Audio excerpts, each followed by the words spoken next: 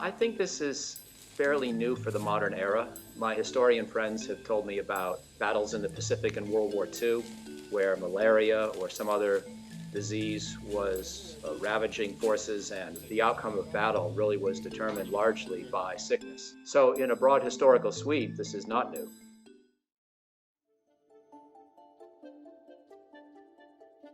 The military is very big on standard operating procedures, SOPs. And at the end of this, every base needs to come out with a very detailed description of what it would do in a pandemic to continue operations. I don't think that people are trying to extract specific lessons of durable, nature just yet. I think what people are trying to do is get through the current crisis. And we're learning a lot about how to maintain readiness even as we cope with those kinds of constraints. But all that needs to be written down in great detail, because what's likely to happen is on military bases in the country as a whole, we get past this 5 years, 10 years past this, and the lessons start to fade away, and this doesn't look like an immediate concern. Capturing these lessons and stockpiling some equipment would be, I think, very sensible preparations.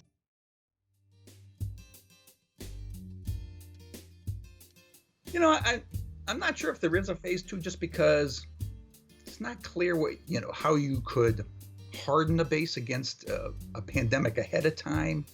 Operations need to continue. You might redesign some of the workspaces, maybe move away from the cubicle farms that have become so popular across the economy as a whole. The military does have a particular problem about security, in that the demands of security, require limiting access points. So you funnel everybody through a small number of access points.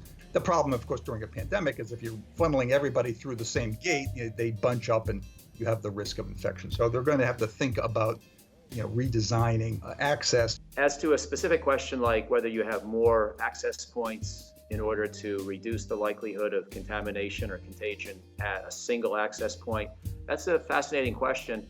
I would guess the initial answer would be no, because there's still greater concern on balance about infiltration by violent extremists. The good news is many American bases already are large and already are somewhat remote from major cities, because the military wants, freedom of maneuver.